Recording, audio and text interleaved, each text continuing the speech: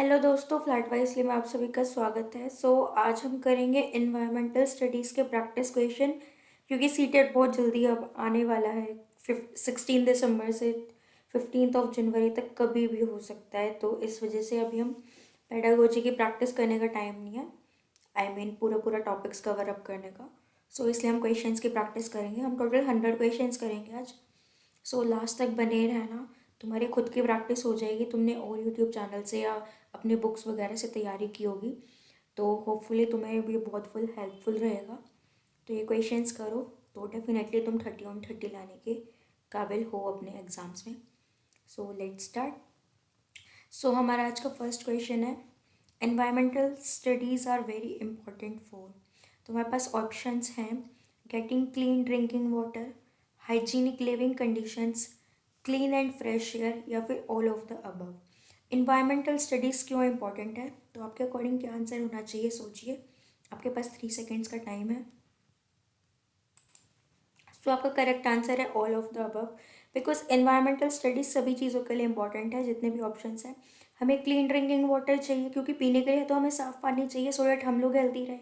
Hygienic living conditions चाहिए, सब कुछ हमें साफ़ सुथरा चाहिए ताकि हमें कोई बीमारी ना हो। क्लीन और फ्रेश एयर होनी चाहिए, टॉक्सिक एयर नहीं होनी चाहिए।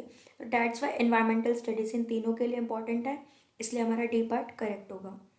अब आते हैं नेक्स्ट क्वेश्चन पे। नेक्स्ट क्वेश्चन है, which of the following is telling us what we should and should not do, what is right and wrong, good and bad within the context of a certain ethical system?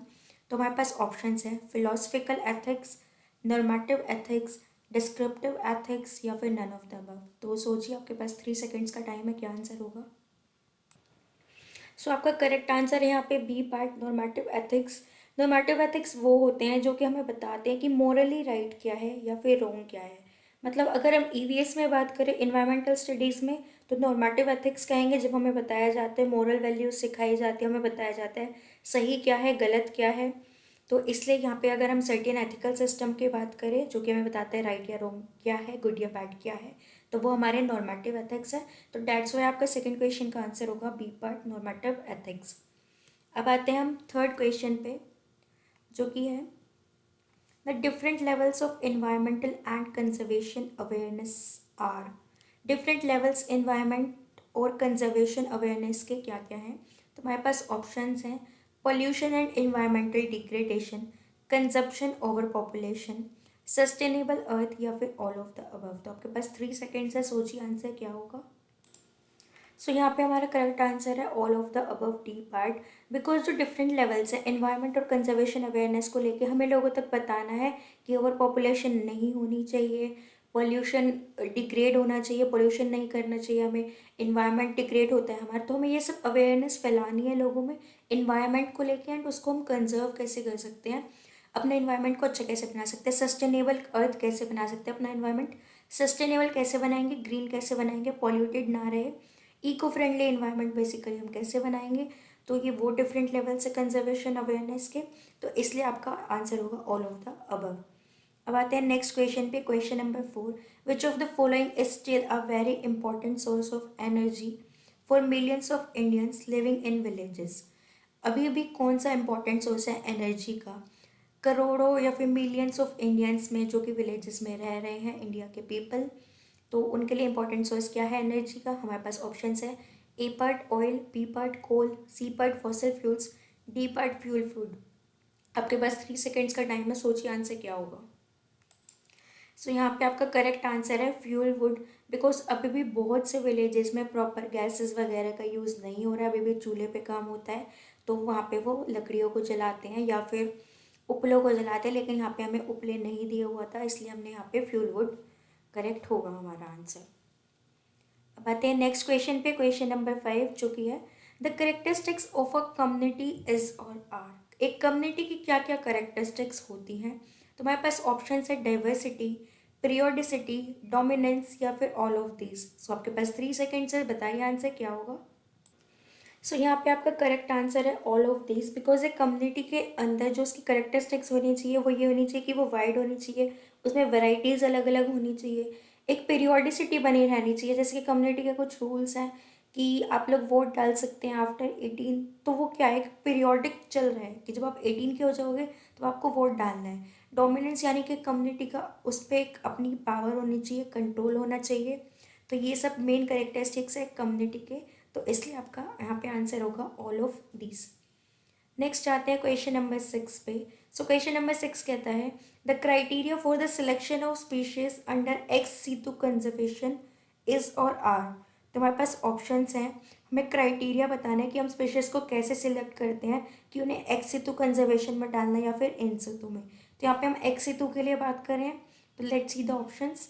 Vulnerability of the species of extinction, ecological importance of the species, economic and aesthetic importance of the species, या फिर all of the above. तो आपके पास 3 seconds है, सोचिए answer क्या होगा। यहाँ पे आपका करेक्ट आंसर होगा all of the above, because ex situ conservation में हम उन वाली स्पीशीज को रखती है जो या तो एक्सटिंक्ट हो चुकी हैं या होने वाली है, या फिर जैसे कि इसमें हम एग्जांपल ले सकते हैं वाइट टाइगर्स का, वाइट एलिफेंट्स का, बिकॉज ये बिल्कुल एक्सटिंक्ट होने की तादाद पे है कि अब इनका बिल्कुल एक्सटेंशन ही हो जाएगा कि ये बचेंगे ही नहीं। तो इस वजह से इन्हें बचाना ज़रूरी है सो डेट इनकी स्पीशीज बरकरार रहे।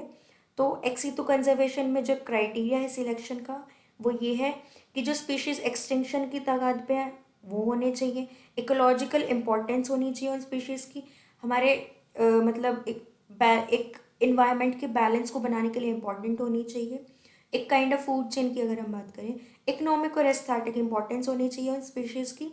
तो वो सब किसके अंडर आ जाएंगे, एक्सीटू कंजर्वेशन में। तो इसलिए ये यहाँ पे आंसर होगा आपका ऑल ऑफ द अबव। अब आते हैं नेक्स्ट क्वेश्चन पे, क्वेश्चन नंबर 7। तो क्वेश्चन नंबर 7 कहता है the establishment of national parks and sanctuaries came under. जो नेशनल पार्क्स और सेंचुरीज को हम एस्टेब्लिश करते हैं वो किसके अंडर आता है, कौन सी बायोडाइवर्सिटीज़ के अंदर आता है।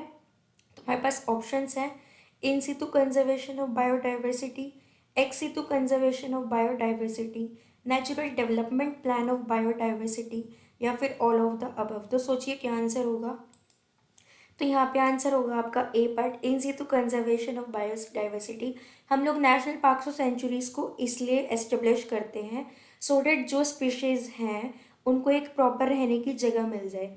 जैसे कि हमने कुछ नेशनल पार्क्स में पिकॉक्स को भी रखा हुआ है, स्पैरोज को भी रखा है, स्नेक्स को भी रखा है, बल्कि हमें कॉमनली देखने को मिल जाते हैं पिकॉक्स और स्नेक्स भी कई बारी, बट हमने इनको रखा है सो डैट इन फ्यूचर ये कभी एक्सटिंक्ट ना हो, हम इनको कंजर्व कर पाए। तो इसलिए आते हैं in situ conservation of biodiversity के अंदर नेशनल पार्क्स और सेंचुरीज। तो आपका करेक्ट ऑप्शन है in situ conservation of biodiversity. अब आते हैं नेक्स्ट क्वेश्चन पे, क्वेश्चन नंबर 8 जो कि है major pollutants of motor vehicular emissions in India are. Motor vehicle के एमिशन में मेजर पॉल्यूटेंट्स जो है वो कौन कौन से इंडिया के अंदर, मतलब आपके व्हीकल से कौन से पॉल्यूटेंट्स निकलते हैं जो पॉल्यूशन फैलाते हैं एयर में इंडिया के अंदर, तो वो कौन कौन से हैं। सो ऑप्शंस हैं oxides of nitrogen and lead, diesel particulates and carbon monoxide, ozone and carbon dioxide, other toxics, या फिर ऑल ऑफ द अबव। तो बताइए क्या होगा आंसर। सो यहाँ पे आंसर होगा all of the above, because India के अंदर जितने भी मोटर व्हीकल्स चलते हैं उनमें से कहीं ना कहीं नाइट्रोजन भी निकलता है, लेड भी निकल रहा होता है, डीजल की वजह से कार्बन मोनोऑक्साइड प्रोड्यूस होती है, डीजल के कुछ पार्टिकुलेट्स होते हैं जो कि पॉल्यूटेंट्स हैं, पॉल्यूशन फैलाते हैं। पॉल्यूशन के अंदर कुछ पॉल्यूटेंट्स होते हैं जो कि एयर को अनप्योरीफाई करते हैं, तो वही चीज़ें डीजल के अंदर भी मिलती है। ओजोन और कार्बन डाइऑक्साइड में भी बहुत रहते हैं, ये भी कुछ पॉल्यूटेंट्स हैं जो कि व्हीकल से निकलते हैं। बहुत से अलग टॉक्सिक्स भी हैं जो कि हेल्प हार्मफुल है एयर के लिए, तो इस वजह से यहाँ पे आंसर होगा ऑल ऑफ द अबव। अब आते हैं नेक्स्ट क्वेश्चन पे, exposure to UV radiations cause. UV radiation के एक्सपोजर में क्या क्या हमें कोज होता है, मतलब क्या क्या उससे बीमारी हो सकती है, आपको कैसे इफ़ेक्ट कर रहा है वो। तो ऑप्शंस है damage to eyesight, sunburn, cancer of skin, या फिर all of the above. So यहाँ पे आपका आंसर होगा all of the above. UV radiations आपकी मेनली सन की वजह से होती है, या फिर आप कई बार देखोगे कि रेडिएशंस अगर आप एक्सरे कराने जाते हो अल्ट्रासाउंड वगैरह तो वहाँ पे प्रॉपरली लिखा होता है कि यूवी रेडिएशन से दूर रहे। तो ये अल्ट्रा वायलेट रेडिएशंस हैं, अगर आप इनके अंडर आते हैं तो इनकी वजह से क्या क्या प्रॉब्लम्स हो सकती हैं।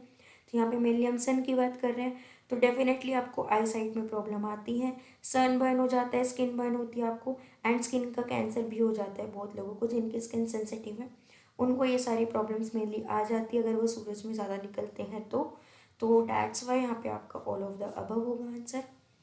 नेक्स्ट आते हैं क्वेश्चन नंबर 10 पे। Sewage water treatment that involves bacteria is called. Sewage water treatment में जो बैक्टीरिया इन्वॉल्व किया जाता है इस वाटर ट्रीटमेंट के लिए, उस बैक्टीरिया को हम क्या कहते हैं? तो ऑप्शन है primary treatment, activated sludge treatment, tertiary treatment या फिर साइक्लिक ट्रीटमेंट। यहाँ पे आपका आंसर होगा B part, activated sludge treatment. ये सीवेज वाटर ट्रीटमेंट में हेल्प करता है, ये वाला बैक्टीरिया है एक एक्टिवेटेड स्लज ट्रीटमेंट भी कहते हैं इसको इसलिए कहते हैं बिकॉज जब आपको वाटर को प्योरीफाई करना होता है तो ये काइंड का प्रोटोजोआ होता है या फिर बैक्टीरिया होता है जो कि हेल्प करता है कि जो उस वेस्ट के अंदर न्यूट्रिएंट्स हैं उनको कंज्यूम कर सके, मतलब हमें उस जो गंदगी है उसमें से हमें काइंड अच्छी चीज़ें जो न्यूट्रिएंट्स मिल सकते हैं उसको प्राप्त करने में ये हमें हेल्प करता है। तो सीवेज वाटर ट्रीटमेंट में जो बैक्टीरिया इन्वॉल्व होता है वो होता है एक्टिवेटेड स्लज ट्रीटमेंट, इसको याद रखना इंपॉर्टेंट है। नेक्स्ट आते हैं क्वेश्चन नंबर 11 पे। Sewage water is purified for recycling the action of. जो सीवेज वाटर होता है इसको जब हम प्योरीफाई करते हैं रिसाइकलिंग के लिए तो हम इसको किस एक्शन के थ्रू करते हैं?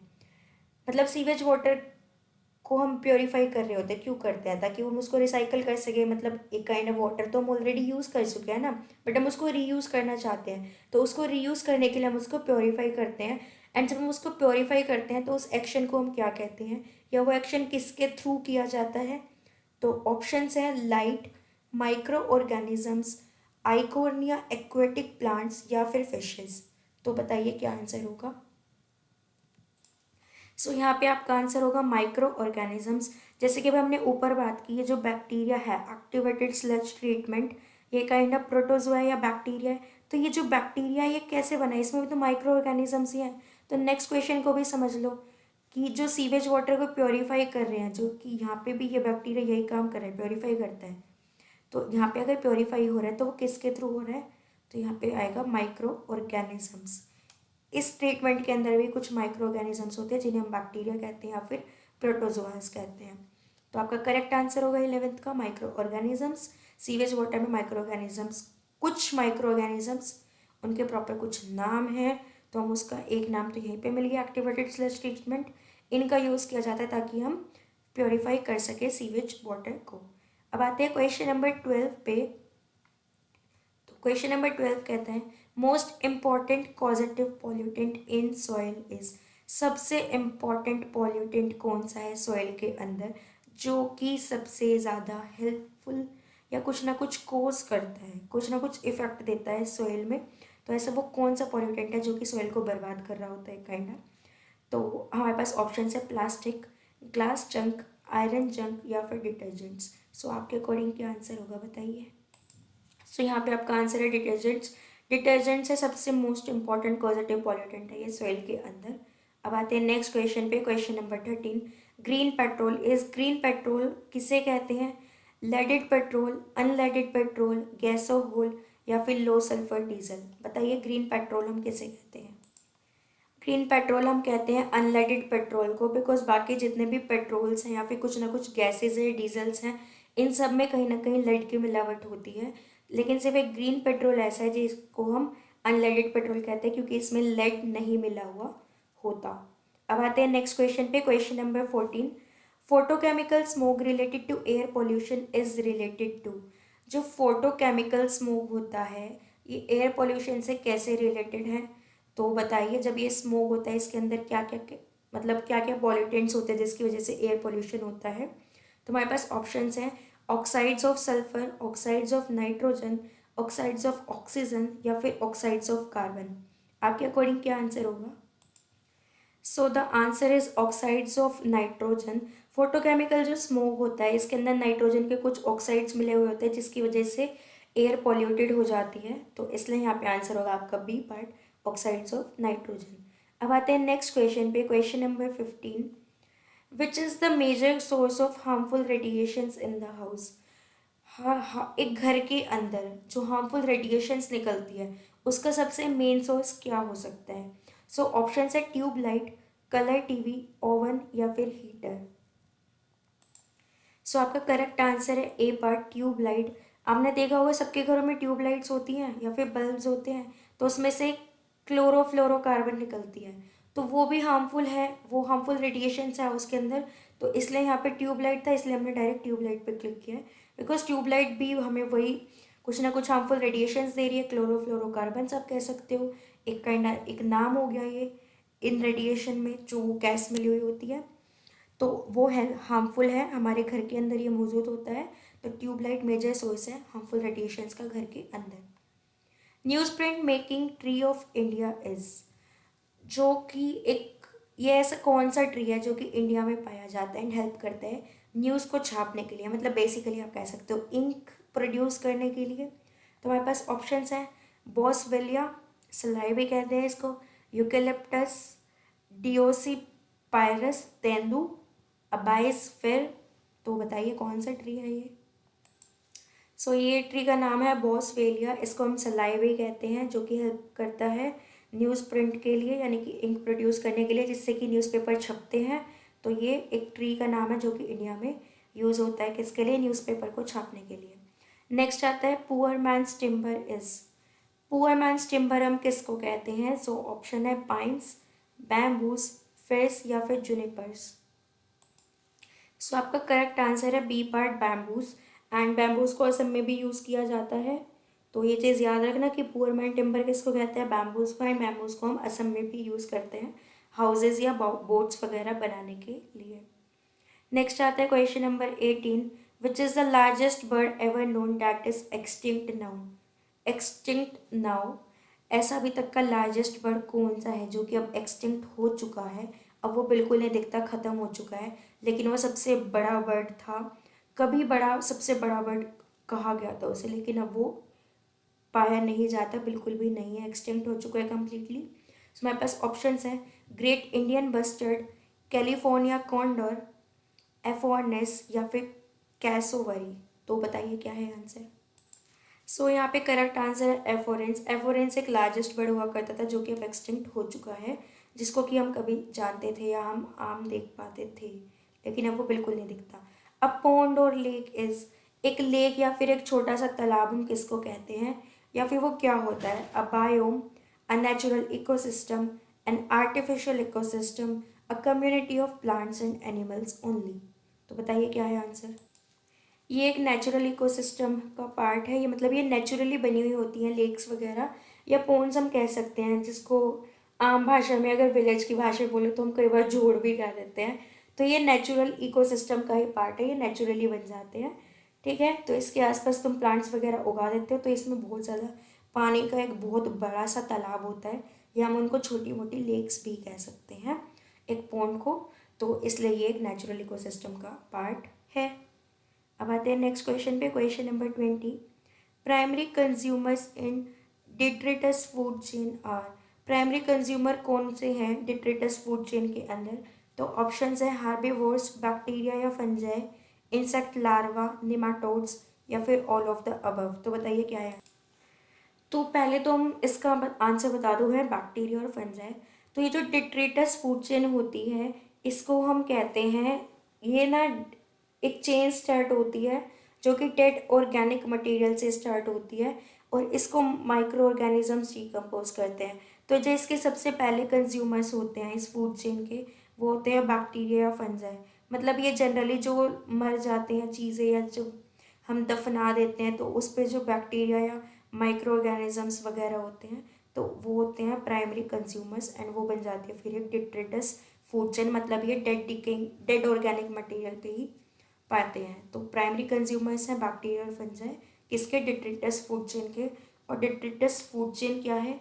ये वो फूड चेन है जो कि स्टार्ट होती है डेड ऑर्गेनिक मटेरियल से, जिसको कि डिकम्पोज करते हैं माइक्रो ऑर्गेनिजम्स, एंड वो माइक्रो ऑर्गेनिजम्स कौन से हैं? बैक्टीरिया और फंजाई। नेक्स्ट आता है question, detritus food chain in comparison to grazing food chain is, option है generally longer, generally equal, generally shorter, none of these. तो आपके अकॉर्डिंग क्या आंसर होगा? अब आपको पता चल चुका है कि डिट्रिटस फूड चेन कैसी होती है, तो बताओ। ये जनरली छोटी होती है बिकॉज जल्दी ही माइक्रो ऑर्गेनिजम्स पूरी बॉडी को कवर अप करके खा जाते हैं या फिर डेड ऑर्गेनिक मटेरियल को फटाफट फिनिश कर देते हैं as compare to grazing food chain. तो इसलिए यहाँ पे आंसर होगा जनरली शॉर्टर। नेक्स्ट क्वेश्चन है प्यूट्रीफाइंग ऑर्गेनिजम्स आर, तो प्यूट्रीफाइंग ऑर्गेनिजम्स किसको कहते हैं? ऑप्शन है producer organisms, reducer organisms, consumer organisms या फिर पैरासिटिक ऑर्गेनिजम्स। प्यूट्रीफाइंग ऑर्गेनिजम्स वो वाले ऑर्गेनिजम्स होते हैं जो कि हेल्प करते हैं प्यूट्रिफिकेशन में, या फिर आप कह सकते हैं प्योरिफिकेशन में लिविंग मैटर की, ठीक है। और ये हेल्प करते हैं कि ये ना रिसाइकल कर सके नाइट्रोजन को डेड ऑर्गेनिजम्स में से, ये वाले ऑर्गेनिजम्स, तो इसलिए इनको हम रिड्यूसर ऑर्गेनिजम्स भी कहते हैं। तो आपका करेक्ट आंसर है option B, reducer organisms. Putrefying organisms are reducer organisms. Next question है the most important organisms for an ecosystem are, जो मोस्ट इंपॉर्टेंट ऑर्गेनिजम्स हैं हमारे इकोसिस्टम के लिए वो कौन से हैं? ऑप्शन है हार्बीवोर्स, कार्निवोर्स, ग्रीन प्लांट्स या फिर प्रोटोजोआ। सो हमारा करेक्ट आंसर है ग्रीन प्लांट्स। अगर ग्रीन प्लांट्स नहीं होंगे तो ना हार्बीवोर्स जी पाएंगे, फिर अगर हार्बीवोर्स नहीं होंगे तो कार्निवोर्स नहीं मिलेंगे, कार्निवोर्स नहीं मिलेंगे तो ओमनिवोर्स तो डेफिनेटली मिलेंगे ही नहीं। तो इसलिए जो मोस्ट इंपॉर्टेंट ऑर्गेनिज्म है इकोसिस्टम का वो है ग्रीन प्लांट्स। अब आते हैं नेक्स्ट क्वेश्चन पे, question number 24। A peacock eat snakes which eat frogs, these eat hoppers which in turn thrive on leaves of the plants, the peacock is. एक जो पिकॉक है वो स्नेक को खाता है, स्नेक खाता है फ्रॉग्स को यानी मेंढकों को। तो ये जो एक दूसरे को खा रहे हैं, ये जो ईट हॉपर्स हैं यहाँ पे, यानी कि पिकॉक ईट हॉपर हो गया, स्नेक भी ईट हॉपर है। तो ये जो ईट हॉपर्स हैं ये सब बाद में प्लांट्स को भी खा लेते हैं, मतलब उनकी पत्तियों को खाते हैं। तो यहाँ पे जो पिकॉक है वो क्या है? तो ऑप्शन है primary consumer, secondary consumer, decomposer, apex of the food pyramid. तो बताओ क्या होगा आंसर। सो यहाँ पे आपका करेक्ट आंसर होगा apex of the food pyramid. Apex का मतलब होता है कि जो एक पिरामिड है, जो आपका फूड चार्ट बनता है ट्रायंगल में बनता था, हमने पढ़ा हुआ है छोटी क्लासेस में या फिर आप पढ़ाओगे भी, तो वहाँ पे एक फूड चार्ट बना रहता है जो कि ट्रायंगल में बना, तो उसके जो टॉप में होता है वो फर्स्ट नंबर पे होता है। तो यहाँ पे भी जो पिकॉक है वो फर्स्ट नंबर पे है, इसलिए वो हो गया apex of the food pyramid. तो इसलिए यहाँ पे आंसर होगा D part, apex of the food pyramid. Next आते हैं क्वेश्चन नंबर 25 पे। अ फूड चेन इज, एक फूड चेन क्या होती है? Group of organisms which eat the same type of food, animals eating the plants, series of plants or animals which are interrelated in the form of organism being eaten as food by the other, या फिर none of these। बताओ क्या है food chain इन options में से। एक food chain यहाँ पे सी पार्ट होगा आंसर। सीरीज है एक प्लांट्स और एनिमल्स की जो कि आपस में इंटर रिलेटेड है। कैसे इंटर रिलेटेड है? बिकॉज ये लोग एक दूसरे को खाकर ही जीते हैं, मतलब ये एक दूसरे के भरोसे एक दूसरे पे इंटर डिपेंडेंट है, इनका भोजन ही एक दूसरे के ऊपर है। तो इसलिए ये जो फूड चेन है ये एक सीरीज होती है जिसमें कि कुछ एनिमल्स ऐसे जो कि प्लांट्स पे जिंदा रहते हैं, एंड फिर कुछ एनिमल्स रहते हैं जो कि वो जो प्लांट ईटर एनिमल्स हैं उन पे जिंदा रहते हैं।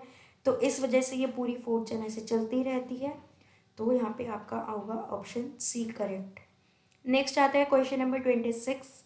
अ फूड चेन कंसिस्ट ऑफ, एक फूड चेन किसको कंसिस्ट करती है, मतलब एक फूड चेन किस किस के थ्रू बनी होती है। सो ऑप्शन है प्रोड्यूसर्स, कंज्यूमर्स, डीकम्पोजर्स या फिर D part both A and B. तो आपके अकॉर्डिंग क्या आंसर होगा? सो यहाँ पे करेक्ट आंसर है बहुत ए एंड बी, बिकॉज जो एक फूड चेन होती है उसमें आपके प्रोड्यूसर्स भी रहेंगे और कंज्यूमर्स भी होंगे, यहाँ पे दोनों मौजूद होते हैं। तो डेट्स वाई आपका आंसर है option D. Trophic levels in a food chain are formed by, एक फूड चेन के अंदर ट्रॉफिक लेवल्स कब फॉर्म होते हैं? तो ऑप्शन है प्रोड्यूसर्स, कंज्यूमर्स, डीकम्पोजर्स या फिर ऑल ऑफ दीज। एक फूड चेन के अंदर अगर लेवल्स की बात करें तो वो ट्रॉफिक लेवल्स के अंदर वो कैसे फॉर्म होते हैं, उसमें क्या क्या कंसिस्ट रहता है? तो उसमें प्रोड्यूसर्स भी होते हैं, कंज्यूमर्स भी होते हैं, एंड कंज्यूम करने के बाद जब वो बिल्कुल मर जाएगा, मान लो एक कार्निवोर था तो उसने एक मार दिया कोई एनिमल, जैसे टाइगर ने एक चूहे को मार दिया, तो चूहे खाने के बाद कुछ तो बचेगा ना, तो उसको डिकम्पोज करने के लिए माइक्रो ऑर्गेनिजम्स भी होंगे। तो फूड चेन में ये तीनों इन्वॉल्व हैं। तो ये कुछ ट्रॉफिक लेवल्स है। तो पहले है प्रोड्यूसर्स, फिर है कंज्यूमर्स, एंड तीसरा लेवल है आपका डिकम्पोजर्स। तो डैट्स वाई इन तीनों के थ्रू आपकी फूड चेन बनती है, इसलिए आपका करेक्ट आंसर है ऑल ऑफ दीज। नेक्स्ट आता है question number 28। A food chain always starts with. एक फूड चेन हमेशा किससे स्टार्ट होती है? ऑप्शन है फोटोसिंथेसिस, रेस्पिरेशन, नाइट्रोजन फिक्सेशन या फिर डीके। यहाँ पे आपका करेक्ट आंसर होगा फोटोसिंथेसिस। एक फूड चेन हमेशा स्टार्ट होगी फोटोसिंथेसिस के प्रोसेस से। कैसे? बिकॉज जो प्लांट्स है वो अपना फूड कैसे बनाते हैं, कौन से प्रोसेस के थ्रू बनाते हैं? फोटोसिंथेसिस के थ्रू बनाते हैं। तो इसलिए जो फूड चेन स्टार्ट होगी वो होगी फोटोसिंथेसिस के थ्रू।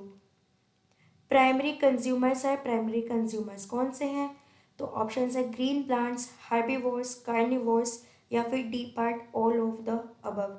तो आपके अकॉर्डिंग आंसर क्या होगा? सो यहाँ पे करेक्ट आंसर है B part, herbivores.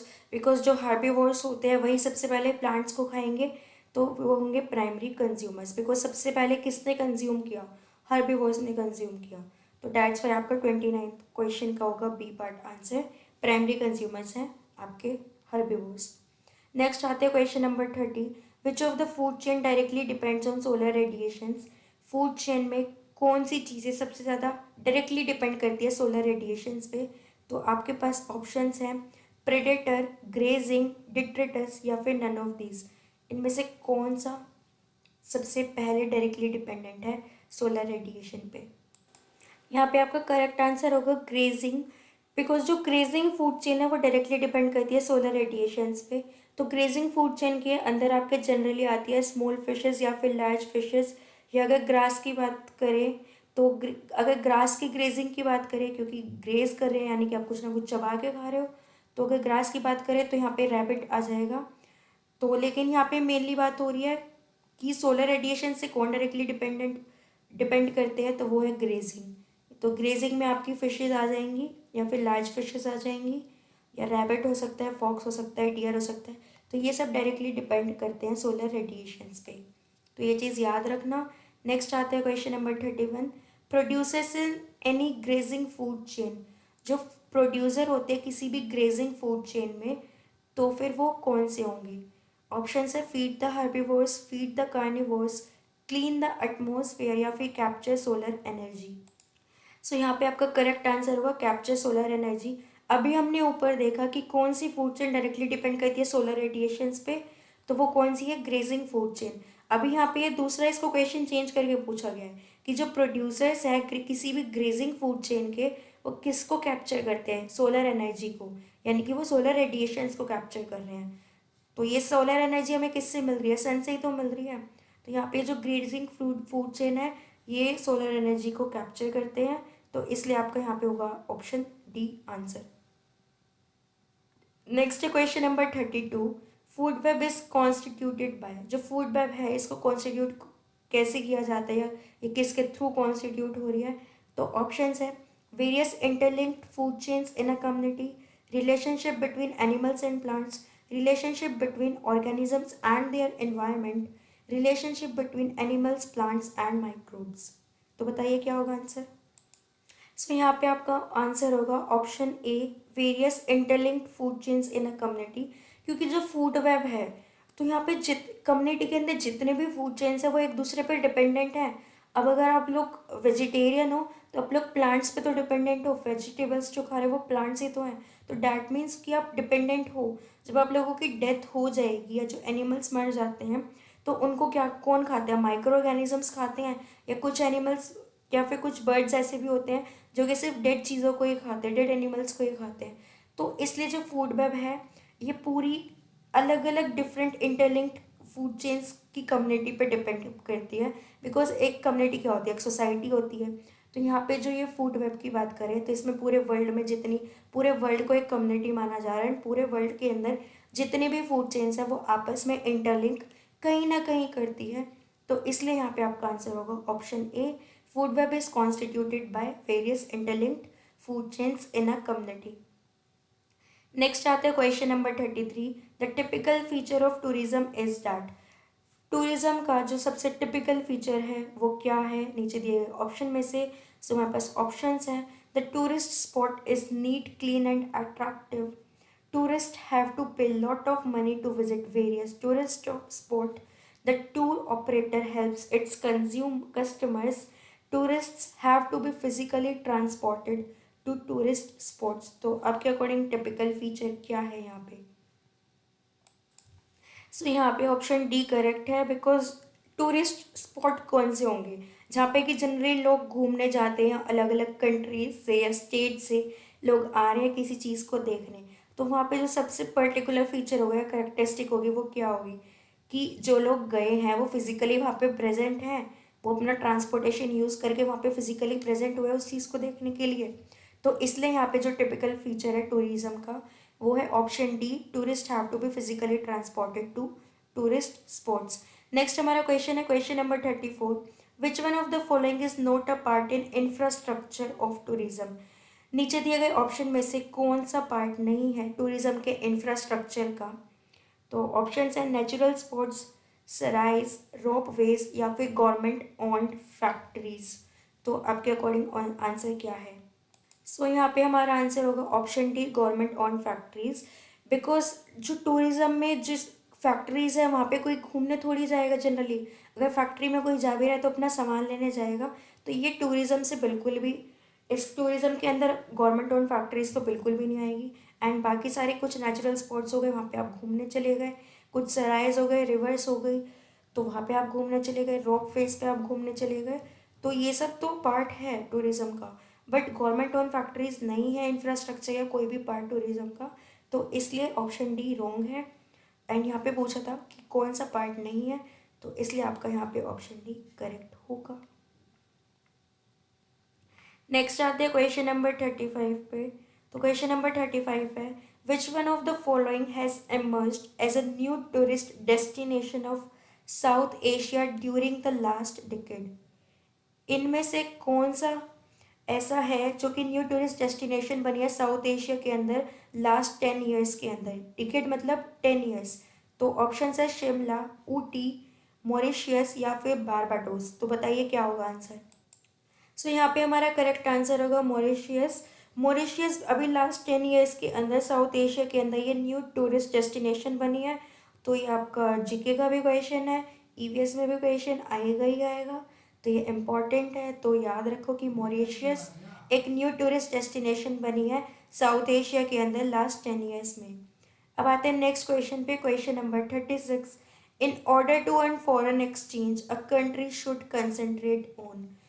Foreign exchange के लिए, अगर फॉरेन एक्सचेंज को अर्न करना है, फॉर एग्जांपल अगर डॉलर्स को रुपी मतलब इंडियंस को अगर डॉलर्स को अर्न करना है तो एक कंट्री को किसके ऊपर कंसंट्रेट करना चाहिए? मतलब यहाँ पे बेसिकली है कि अगर आपके पास जैसे अपनी इंडिया की रुपीज़ हैं, ठीक है, एंड अमेरिका की डॉलर्स में पैसे होते हैं, तो डॉलर्स क्या हो गया? फॉरेन हो गया, फॉरेन करेंसी है। तो फॉरेन एक्सचेंज को करने के लिए एक कंट्री किस पे कॉन्सेंट्रेट करेगी? Option A exports, option B international tourism operations imports, option C imports या फिर option D A and B. तो बताओ क्या होगा आंसर? सो यहाँ पे करेक्ट आंसर होगा both A and B, option D. क्योंकि आप एक्सपोर्ट भी करोगे, अगर आप अपनी कंट्री की चीज़ें बाहर बेचोगे, राइट, एक्सपोर्ट करोगे, तो डेफिनेटली आपको उनकी कंट्री का पैसा मिलेगा। तो डैट मीन्स फॉरेन एक्सचेंज हो रहा है। जब आप इंटरनेशनल टूरिज्म ऑपरेशंस को अपनी कंट्री में बुलाओगे कि ठीक है बाहर से लोग आ सकते हैं आपकी चीज़ों को देखने के लिए, फॉर एग्जांपल ताजमहल को देखने के लिए बहुत से टूरिस्ट आते हैं बाहर की कंट्रीज से, तो ये हो गया इंटरनेशनल टूरिज्म, ठीक है। तो यहाँ से भी तो आपको फॉरेन एक्सचेंज मिल रहा है, तो इसलिए आपका ऑप्शन डी करेक्ट होगा बोथ ए एंड बी। अब आते हैं नेक्स्ट क्वेश्चन पे, question number 37। Which of the following is essentially needed bye a domestic tourist? नीचे दिए गए ऑप्शन में से डोमेस्टिक टूरिस्ट यानी कि एक कंट्री के अंदर, फॉर एग्जांपल अगर आप दिल्ली से हो और आप कश्मीर घूमने जाते हो, तो आप एक टूरिस्ट हो, लेकिन कैसे टूरिस्ट हो? डोमेस्टिक टूरिस्ट हो, बिकॉज आप अपनी कंट्री के अंदर ही एक टूरिस्ट बन के कहीं पे घूमने जा रहे हो। तो आपके लिए सबसे इसेंशियल नीड क्या है? तुम्हारे पास ऑप्शंस है medicines, foreign currency, local currency या फिर पासपोर्ट। तो ऑप्शन क्या करेक्ट होगा बताओ। यहाँ पे हमारा करेक्ट आंसर होगा option C, local currency. Because आप अगर इंडिया में ही रहते हो एंड आप इंडिया में किसी और स्टेट में घूमने जा रहे हो तो सबसे मोस्ट इम्पॉर्टेंट इसेंशियल नीड आपके पास क्या होना चाहिए कि आपके पास पैसे हो, तभी तो आप घूमने जाओगे। तो इसलिए यहाँ पे आपका करेक्ट आंसर है option C, local currency. Next आता है question number 38। Educational tourism can be exemplified by the following. Educational tourism कैसे एग्जाम्प्लीफाइड हो सकता है, यानी कि उसको हम कैसे वेरीफाई कर सकते हैं कि हाँ ये जो टूरिज्म हुआ था या जहाँ पे अभी हम घूम के आए वो हमें एजुकेशनली बेनिफिट दे रहा है, हमारी एजुकेशन रिलेटेड है या फिर हमारे लिए नॉलेजेबल रहा।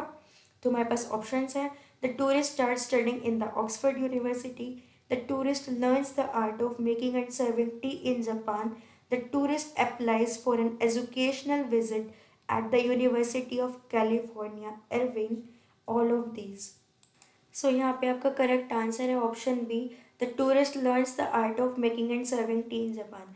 एजुकेशनल टूरिज्म का मतलब सिर्फ यही नहीं होता कि आपको सिर्फ पढ़ना ही, आपको वहाँ की चीज़ें भी पता चलनी चाहिए कि वहाँ पे क्या है, वहाँ का कस्टम क्या है या कल्चर क्या है। तो फॉर एग्जांपल एक टूरिस्ट जापान गया तो उधर उसने वहाँ पे टी अलग तरह से बनाई जाती, तो उसने वहाँ पे टी बनाने का तरीका सीखा एंड वहाँ पे लोगों को कैसे पिलाई जाती है, कैसे सर्व करते हैं, तो उसने ये लाइन किया। तो यहाँ पे जो एजुकेशनल टूरिज्म है यहाँ पे से ये एग्जाम्प्लीफाइड हो सकता है कि वहाँ से सीख के अब वो उस चीज़ को फॉलो कर रहा है। तो डेट्स वाई आपका यहाँ पे बी पार्ट करेक्ट है। नेक्स्ट आते हैं question number 39। Which one of the following is a part of adventure tourism. नीचे दिए गए ऑप्शन में से कौन सा पार्ट है एडवेंचर टूरिज्म का। तो ऑप्शन है स्विमिंग, बाउलिंग, बंजी जंपिंग या फिर चेस। सो यहाँ पे करेक्ट आंसर है बंजी जंपिंग। जो एडवेंचर टूरिज्म की अगर हम बात करें तो सबसे ज़्यादा एडवेंचरस इन तीनों में से है बंजी जंपिंग, बिकॉज यहाँ पे आपकी लाइफ का भी खतरा रहता है, तो ये वेरी एडवेंचरस होता है। तो दैट्स वाई ये करेक्ट आंसर है बंजी जंपिंग। नेक्स्ट है question number 40। A person who sits in the transit launch of an airport and waits for a connecting flight is a tourist. क्या एक person जो transit launch में बैठता है एक एयरपोर्ट के अंदर और वेट करता है कि किसी फ्लाइट से कब वो कनेक्ट कर पाए या फिर वो फ्लाइट में कब बैठेगा, तो क्या वो टूरिस्ट होता है। तो ऑप्शन है yes, no, maybe, can not, comment. तो बताइए आपके अकॉर्डिंग क्या वो टूरिस्ट है या नहीं है। यहाँ पे आपका आंसर होगा बी पार्ट, नो। ये आपका नो इसलिए बिकॉज ज़रूरी नहीं है कि वो टूरिस्ट ही हो, क्या पता वो वहाँ का सिटीज़न ही हो या फिर वो किसी काम से आया हो, किसी से मिलने आया हो इसलिए वेट कर रहा हो। तो जो भी अगर लॉन्च के अंदर बैठ के वेट कर रहा है तो डैट डजेंट मीन कि वो एक टूरिस्ट है। तो इसलिए यहाँ पे आपका करेक्ट आंसर है no. The fresh water we use comes from. जो फ्रेश वाटर हम यूज़ करते हैं वो कहाँ से आता है। Ground water, surface water, run off, sea water या फिर ए एंड बी ओनली। जब हम फ्रेश पानी का यूज़ करते हैं वो हमारे पास ग्राउंड वाटर से आता है, यानी कि ज़मीन के नीचे जो पानी है, यानी कि आप कुएँ कह सकते हो, या फिर सरफेस वाटर रन ऑफ से आता है। सी वाटर नहीं होता बिकॉज सी वाटर अनप्योरीफाई होता है, उसमें सॉल्ट मिला हुआ होता है, साथ ही साथ बहुत से टॉक्सिक एलिमेंट्स उसमें मिले होते हैं, तो उसको पहले प्योरीफाई किया जाता है उसके बाद आप तक पहुँचता है। तो डैट्स वाई आपका करेक्ट आंसर है A and B only. The percentage of fresh water form of water on the earth is.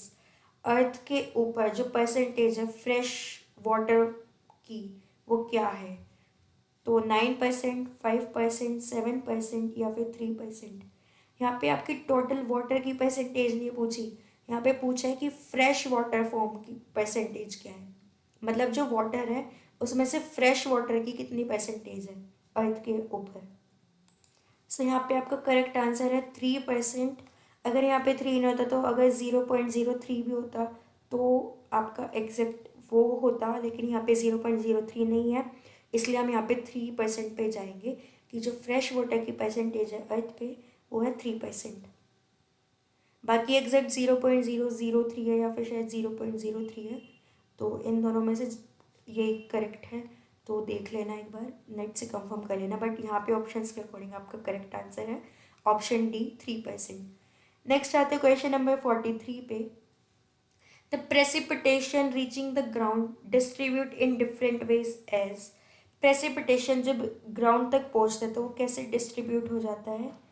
Evaporate and reach the atmosphere, infiltrate the soil, detained in catchment area, become a form of run of.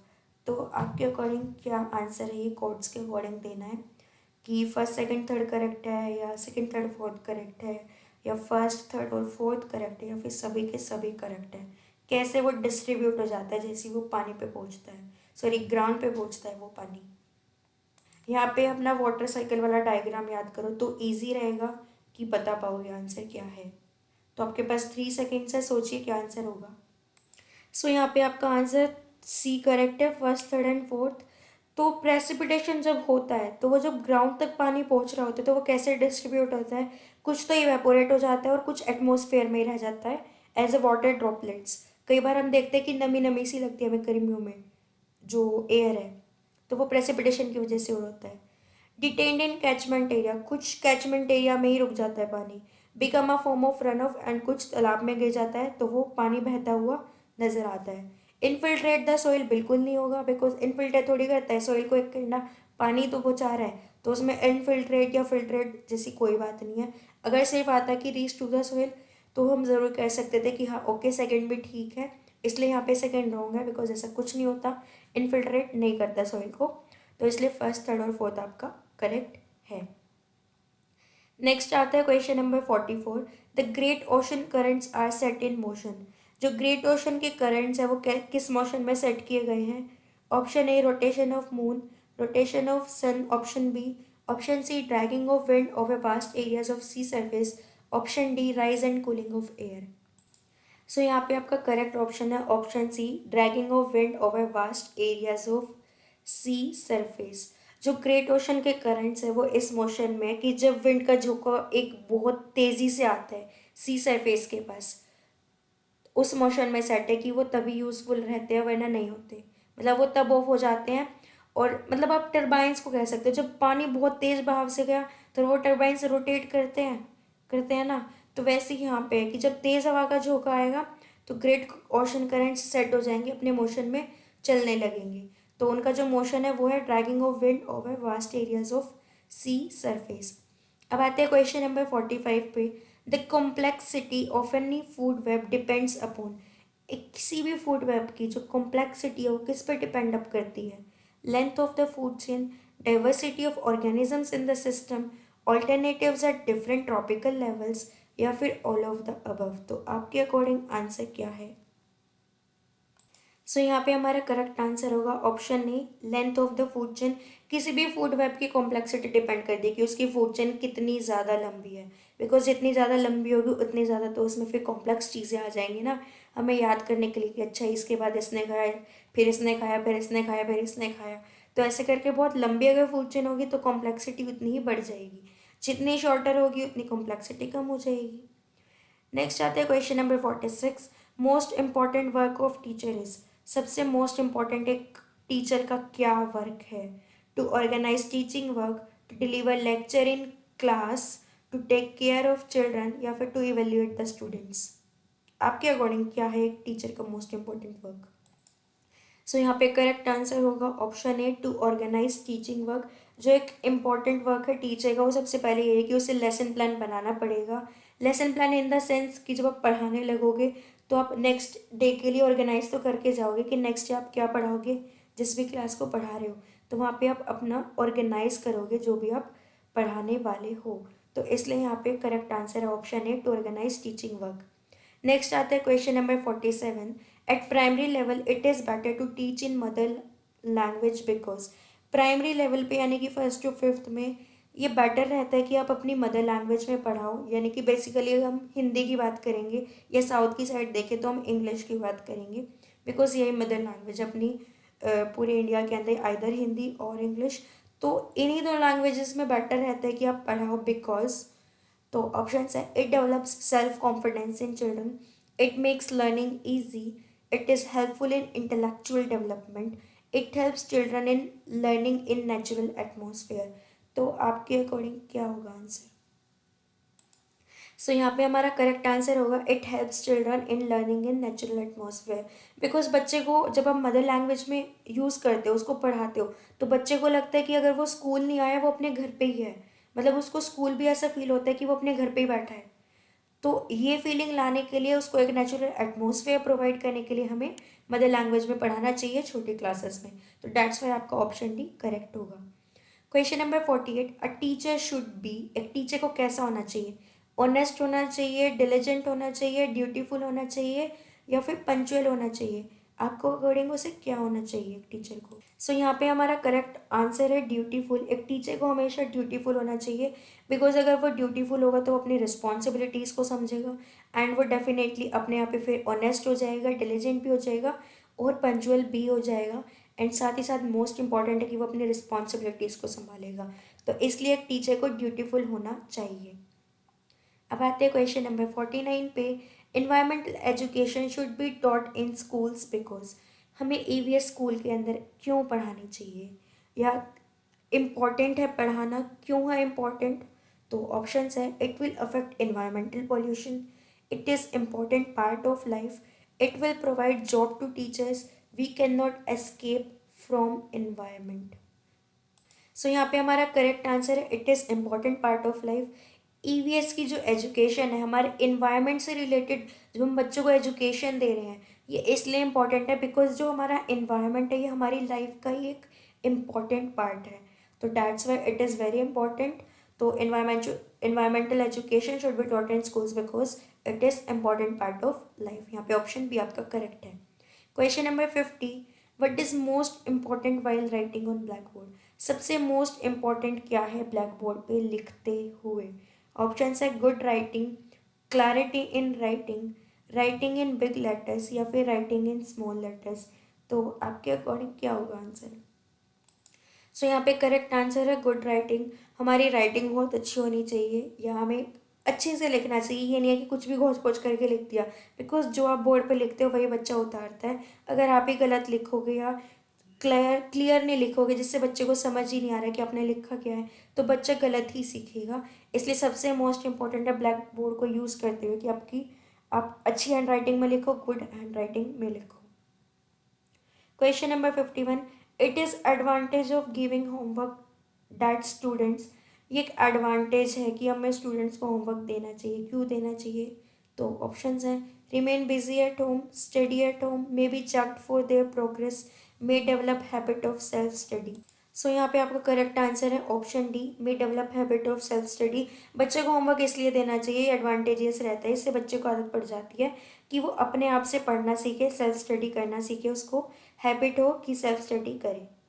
Women are better teacher at primary level because, जो औरतें होती है वो better teacher होती है primary level पे।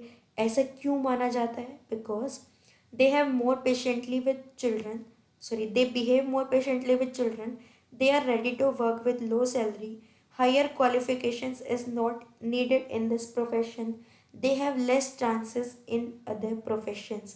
so आपके according correct क्या होगा? सो यहाँ पे आपका करेक्ट आंसर होगा option A, they behave more patiently with children. Because जो वुमेन होती है वो जनरली ज़्यादा पेशेंस लेवल रखती है as compare to man, and women के साथ एक ये भी रहता है कि जो बच्चा होता है वो अपनी मम्मी के साथ ज़्यादा बेटर फील करता है एज़ कम्पेयर टू डैड। ठीक है, तो इस वजह से जो बच्चा होता है वो एक वुमेन टीचर के ज़्यादा क्लोज होगा प्राइमरी लेवल पे एज़ कम्पेयर टू मैन। तो डैट्स वाई यहाँ पे आपका ऑप्शन है करेक्ट है, they behave more patiently with children. Next हमारा क्वेश्चन है question number 15, a student comes late in your class then you will, एक बच्चा तुम्हारी क्लास में लेट आया तो तुम क्या करोगे? Inform to students, punish him, try to know the reason, not pay attention there. तो यहाँ पे हमारा करेक्ट आंसर होगा try to know the reason.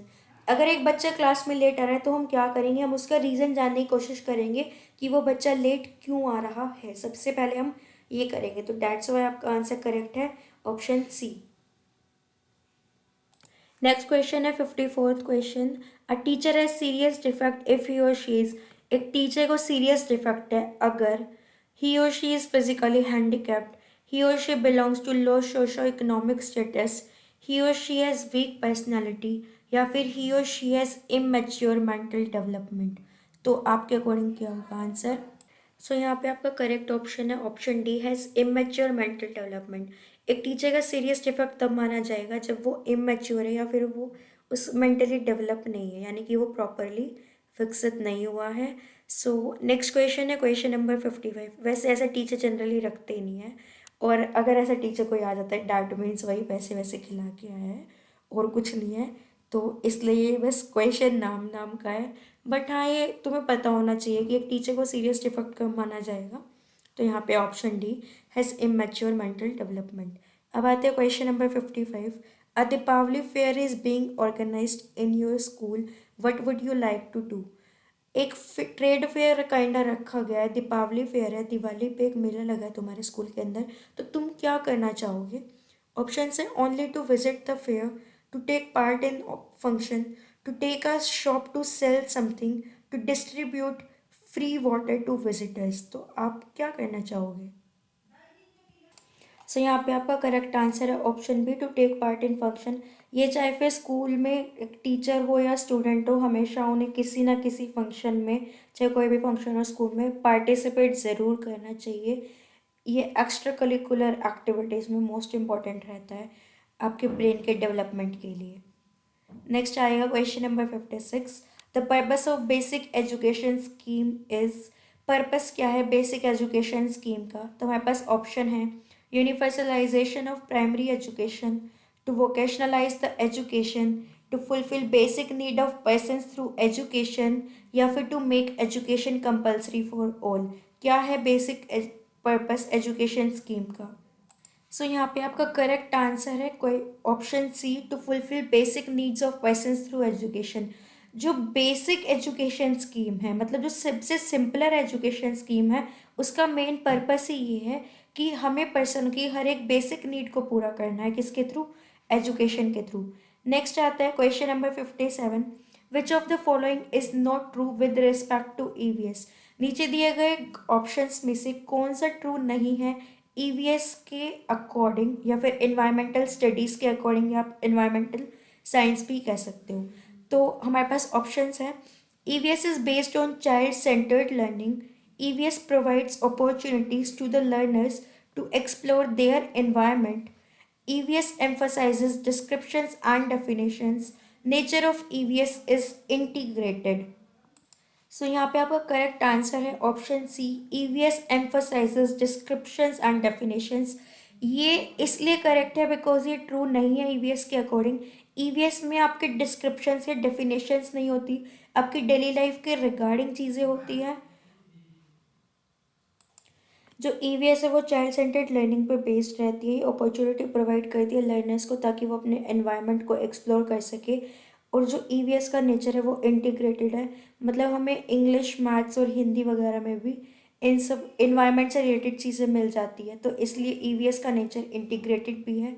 लेकिन ईवीएस डिस्क्रिप्शंस और डेफिनेशंस पर डिपेंड नहीं रहता, तो इसलिए यहाँ पे हमारा ऑप्शन सी करेक्ट है। बिकॉज पूछा है कि कौन सा ट्रू नहीं है रिस्पेक्ट टू ईवीएस के अकॉर्डिंग, तो डेट्स वाई आपका सी आंसर करेक्ट है। Next question, question number 58।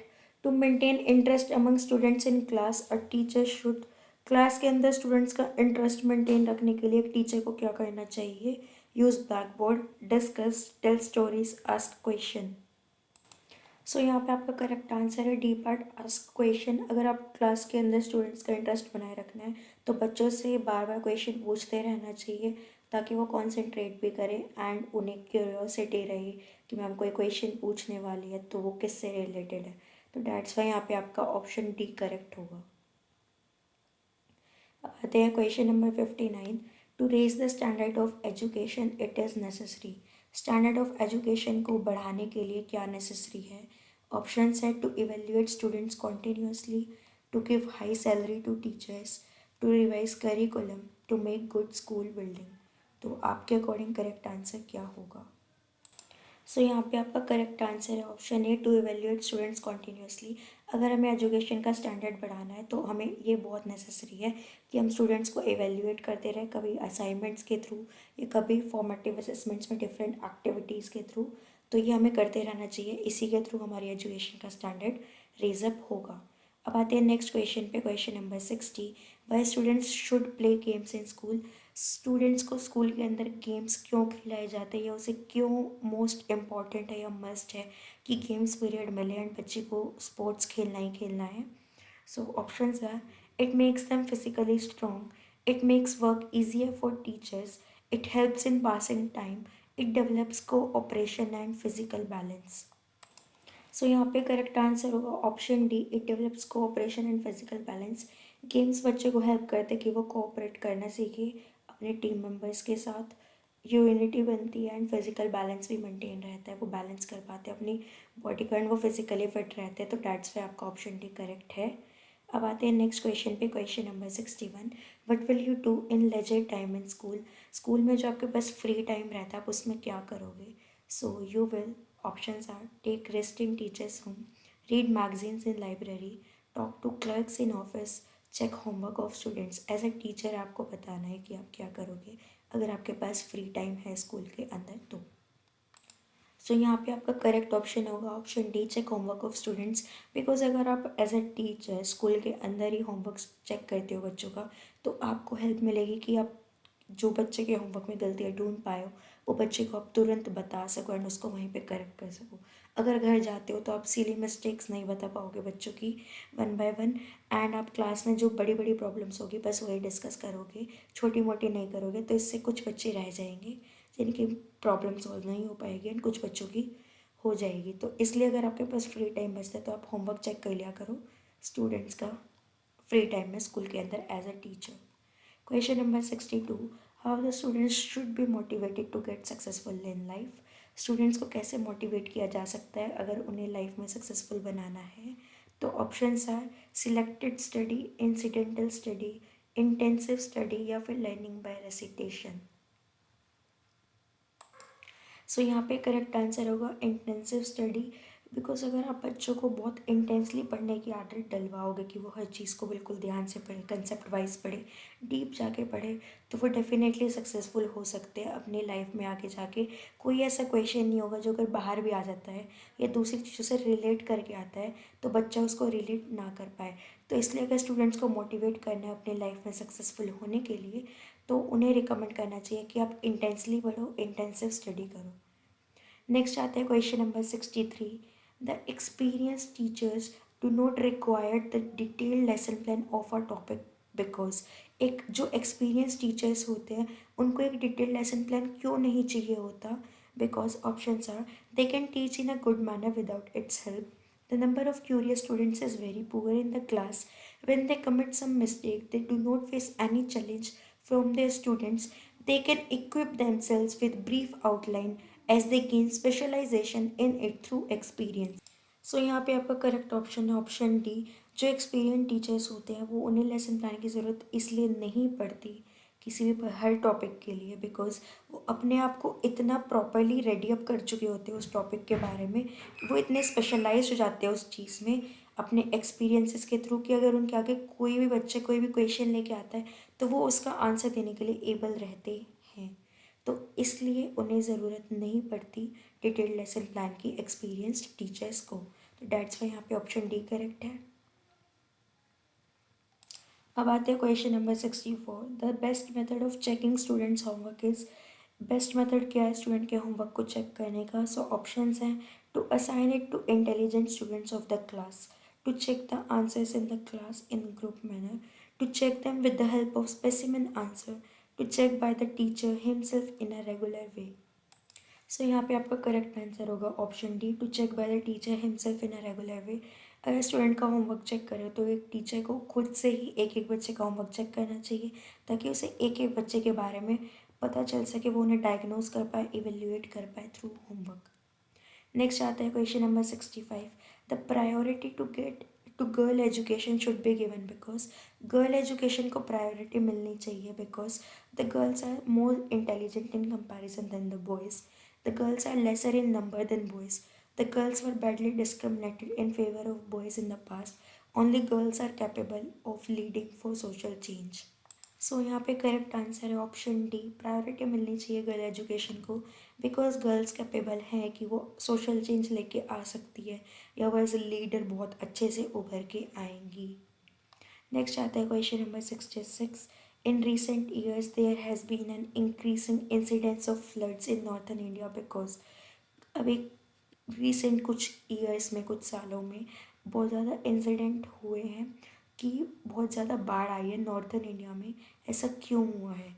There has been an increase in annual rainfall, the rate of silting of dams has gone up, there has been increased deforestation in the catchment areas, increased areas of land is being self cultivated.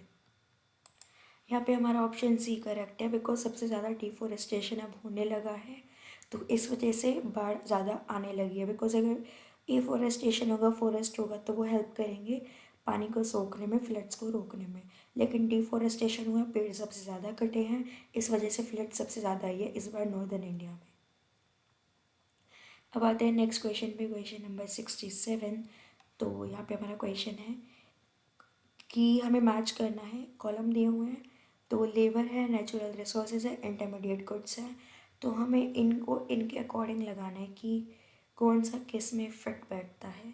तो आप बताइए क्या है। सो यहाँ पे हमारा ए party correct है, because ये तीनों एज इट इज़ मैचिंग में ही बने हुए हमें दिए हुए हैं। जो लेबर है वो फिजिकल एंड मेंटल टैलेंट्स है पीपल का, जो नेचुरल रिसोर्सेज है वो है हमारे प्लांट्स, एनिमल्स, वाटर, एयर और न्यूट्रिएंट्स, एंड इंटरमीडिएट गुड्स में आ गया हमारा tools, machinery, factory and buildings. तो दैट्स वाई आपका फर्स्ट ही करेक्ट है, ABC। The market value in current rupees or dollars of all goods and services for final use produced by an economy during a year is। Market value current rupees की या dollars की सभी goods और services की final use के लिए एक economic, किसी भी इकोनॉमी में पूरे साल में जो मार्केट वैल्यू निकलती है सभी गुड्स और सर्विसेज की, तो हम उसे क्या कहते हैं, वो वैल्यू को हम क्या कहेंगे पूरे साल के अंदर जो निकलेगी। तो हमारे पास ऑप्शंस है economic growth, gross national product, gross state economy, या फिर इनमें से कोई भी नहीं। सो यहाँ पे हमारा करेक्ट आंसर है option B, GNP, gross national product की ये डेफिनेशन है, the market value in current rupees और dollars of all goods and services for final use produced by an economy during a year. Okay, अब आते हैं next question, question number 69। The earth capital is और are, जो earth capital क्या है, air, water and soil, wildlife, raw materials and minerals, energy resources and degradation, या फिर all of the above. आपके अकॉर्डिंग अर्थ की कैपिटल में क्या क्या इंक्लूड होते हैं। सो यहाँ पे करेक्ट आंसर है all of the above, because अर्थ के अंदर जो भी गुड्स आते हैं, एक एक जो भी चीज़ आती है वो अर्थ की कैपिटल है, तो अर्थ के अंदर ये सभी चीज़ें इंक्लूडेड है, दैट्स वाई यहाँ पे हमारा ऑप्शन डी करेक्ट होगा। अब आते हैं next question, question number 70। Which of the following is still a very important source of energy for millions of Indians living in villages. अभी भी सबसे most important source of energy क्या है millions of Indians के लिए जो कि villages में रह रहे हैं, ऑयल, कोल, फॉसिल फ्यूल्स, या फिर फ्यूल वुड। सो यहाँ पे हमारा करेक्ट आंसर है फ्यूल वुड। आई गेस ये क्वेश्चन रिपीट हो गया है बिकॉज अभी हमने पहले भी करा था। अब आते हैं नेक्स्ट क्वेश्चन पे, national biodiversity strategy and action plan was established in. तो ये एक प्लान है, national biodiversity strategy and action plan, ये कब एस्टेब्लिश्ड हुआ था। तो हमारे पास ऑप्शंस हैं 1986, 1988, 1999, या फिर 2004। So the correct answer is 2004। ये 2004 में एस्टेब्लिश हुआ था national biodiversity strategy and action plan.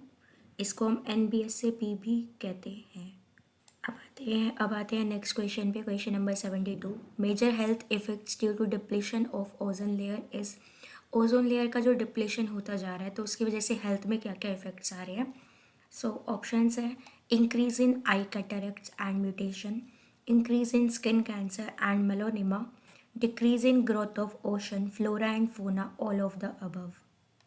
सो यहाँ पे हमारा correct answer all of the above है, बिकॉज आई कैटरेक्ट सबसे ज़्यादा हो रहा है, म्यूटेशन हो रही है ओजोन लेयर की वजह से। फॉर एग्जांपल कोरोना का ये जो न्यू रूप बनता जा रहा है कहीं ना कहीं ओजोन लेयर की वजह से ही है, क्योंकि म्यूटेशन हो रही है। स्किन कैंसर इंक्रीज़ हो रहा है, मेलोनिमा भी एक बीमारी है, ये भी इंक्रीज़ होती जा रही है। फ्लोरा और फोना का जो ओशंस हैं इनकी ग्रोथ कम होती जा रही है। नेक्स्ट क्वेश्चन है हमारा, फ्लूरोसिस कैन लीड टू। तो ये बीमारी किससे लीड अप कर सकती है, इसकी वजह से क्या क्या हो सकता है। Sewer skeletal problems, prevent dental carries, stiffness and pain in joints, या फिर ए एंड सी ओनली। सो इसका आंसर है option B, prevent dental caries. Fluorosis की वजह से आपको हेल्प मिलती है कि जो डेंटल में आपको प्रॉब्लम रहती है वो सब नहीं होंगी एंड आपके टीथ वगैरह अच्छे रहेंगे। नेक्स्ट है goitre is an enlargement of. Goitre की वजह से कहाँ पे एनलार्जमेंट होती है, किस चीज़ का ज़्यादा एनलार्ज होता है, या गोइटर किसकी वजह से होता है। सो ऑप्शंस है पैंक्रियास, टेस्टिस, थायराइड ग्लैंड, या फिर स्प्लीन। सो यहाँ पे हमारा करेक्ट आंसर है टेस्टिस। यहाँ पे आपका जो गला होता है ये थोड़ा सा ज़्यादा फूल जाता है गोइटर में, तो इसलिए यहाँ पे आपका करेक्ट आंसर है बी पार्ट, टेस्टिस। नेक्स्ट आता है question number 75। Disposal of fly ash is carried out in. Fly ash का जो डिस्पोजल होता है ये कैसे होता है, तो ऑप्शन है ash ponds, air tumbler, thermal plants, या फिर कोई भी नहीं। तो यहाँ पे हमारा करेक्ट आंसर है ऐश पोन्स। तो डिस्पोजल जो फ्लाई ऐश का होता है वो होता है ऐश पोन्स में। नेक्स्ट क्वेश्चन है biotic community can be grouped into. Biotic community को हम किस में ग्रुप कर सकते हैं, प्रोड्यूसर्स में, कंज्यूमर्स में, डीकम्पोजर्स में, या फिर ऑल ऑफ दीज। सो यहाँ पे आपका करेक्ट आंसर है ऑप्शन बी, कंज्यूमर्स। जो बायोटिक कम्युनिटी है इसको हम ग्रुप कर सकते हैं सिर्फ कंज्यूमर्स के अंदर, और कहीं नहीं कर सकते इस कम्युनिटी को हम ग्रुप। नेक्स्ट आता है question number 77। Organisms of an ecosystem are linked together in. एक इकोसिस्टम के जो ऑर्गेनिजम्स हैं वो कैसे लिंक है एक दूसरे से, फूड चेन्स के थ्रू, फूड वेब के थ्रू, बायोटिक कम्युनिटीज़ के थ्रू, या फिर ऑल ऑफ दीज। सो यहाँ पे हमारा करेक्ट आंसर है फूड चेन्स। फूड चेन के थ्रू ही जितने भी ऑर्गेनिजम्स हैं हमारे इकोसिस्टम के अंदर वो सभी आपस में लिंक रखते हैं। नेक्स्ट क्वेश्चन है question number 78। Ecology of individual species and its population including the effect of other organisms and environmental conditions on every stage of life cycle is known as। हर एक इंडिविजुअल की जो species है या जो उसकी population बढ़ती जा रही है तो वो इफ़ेक्ट करती है दूसरे ऑर्गेनिजम्स को या फिर एनवायरमेंटल कंडीशंस को हर एक स्टेज पे लाइफ साइकिल के। तो हम इसे क्या कहते हैं, ऑटो इकोलॉजी, जीनी जीनियोकोलॉजी, या फिर सिनेकोलॉजी, या फिर नन ऑफ दीज। सो यहाँ पे हमारा करेक्ट आंसर है ऑटो इकोलॉजी। इस कंडीशन को हम ऑटो इकोलॉजी कहते हैं, या फिर ये डेफिनेशन कह सकते हो। ऑटो इकोलॉजी की डेफिनेशन है ecology of individual species and its population including the effect of other organisms and environmental conditions on every stage of life cycle। ठीक है, तो ये चीज़ याद रखना इम्पॉर्टेंट है। नेक्स्ट आता है which one of the following is a direct ecological factor. इनमें से कौन सा डायरेक्ट इकोलॉजिकल फैक्टर है, लाइट, टेम्परेचर, एटमोसफेयर, या फिर ऑल ऑफ दीज। सो जो डायरेक्ट इकोलॉजिकल फैक्टर है वो है टेम्परेचर। प्लांट्स रिक्वायरिंग लो कैल्शियम अमाउंट और फाउंड इन एसिडिक सॉइल्स। जो प्लांट्स के अंदर लो कैल्शियम अमाउंट होता है, मतलब उनके अंदर कैल्शियम की बहुत कमी होती है, या फिर जो एसिडिक सॉइल के अंदर पाए जाते हैं उन प्लांट्स को हम क्या कहते हैं, कैल्सीफाइट्स, हेलोफाइट्स, ऑक्सीलोफाइट्स, या फिर ऑल ऑफ दीज। उनको हम कहते हैं ऑक्सीलोफाइट्स। सो ऑक्सीलोफाइट्स वो प्लांट्स होते हैं जिसके अंदर कैल्शियम अमाउंट कम होता है या फिर जो एसिडिक सॉइल के अंदर पाए जाते हैं। Types of forests near equator are. जो इक्वेटर के पास में फॉरेस्ट्स हैं वो कौन से फॉरेस्ट्स हैं, tropical rain forest, deciduous forests, grass lands, या फिर कॉनिफेरस फॉरेस्ट्स। यहाँ पे हमारा करेक्ट आंसर है ट्रॉपिकल रेन फॉरेस्ट्स। जो इक्वेटर के पास फॉरेस्ट पाए जाते हैं वो होते हैं ट्रॉपिकल रेन फॉरेस्ट्स। नेक्स्ट आता है question number 82। When food is derived by killing the host this sort of interaction is. जब आपको फूड मिलता है जब आप किसी को मार रहे हो, ठीक है, या फिर जो होस्ट होता है आपने उसी को मार दिया, मतलब एक काइंड जो पार्टी दे रहा होता है या जो पार्टी ऑर्गेनाइज करता है हम उसको होस्ट बोलते हैं, है ना, जिसकी तरफ से पार्टी हो। तो यहाँ पे अगर हम बात करें तो मान लो कोई एनिमल है तो उसको खाने के लिए किसी ने उसको मार दिया, तो इस इंटरेक्शन को हम क्या कहेंगे, प्रेडेशन, पैरासिटिज्म, एंटीबायोसिस, या फिर नन ऑफ दीज। सो यहाँ पे हमारा आंसर होगा प्रेडेशन। तो इसमें आप एग्जांपल ले सकते हो डियर एंड टाइगर का। डियर होस्ट था एंड टाइगर ने उसको मार के अपना खाना बना लिया, तो इस इंटरेक्शन को हम कहेंगे predation. The main source of CO in atmosphere is. जो मेन सोर्स है कार्बन डाइऑक्साइड का एटमोसफेयर के अंदर वो क्या है, incomplete burning of automobile petrol, conversion of limestone into cement, decomposition of dead or organic matter, respiration and burning of fossil fuels. सो यहाँ पे ये जो कार्बन डाइऑक्साइड है या फिर कार्बन ऑक्साइड का हो गया, क्योंकि CO2 नहीं है तो कार्बन ऑक्साइड है ये। तो यहाँ पे ये एटमॉस्फेयर का मेन सोर्स क्या है एटमॉस्फेयर के अंदर CO का, तो वो है conversion of limestone into cement. जब हम कन्वर्ट करते हैं लाइमस्टोन को सीमेंट के अंदर तब सबसे ज़्यादा CO प्रोड्यूस होती है एटमॉस्फेयर के अंदर। The precipitation reaching the ground distribute in different ways as, जो प्रेसिपिटेशन है वो ग्राउंड को रीच करती है डिफरेंट वेज में। आई गेस ये क्वेश्चन हम पहले कर चुके हैं। तो इसमें ये था आपका कि इनफिल्ट्रेट द सॉइल, सॉइल को इनफिल्ट्रेट नहीं करती, बाकी सब पॉइंट्स हैं तो ये वाला क्वेश्चन हम छोड़ देते हैं। बाकी इसका करेक्ट आंसर यही है 1 2 3 वाला, सॉरी 1 3 एंड 4 वाला, ऑप्शन सी।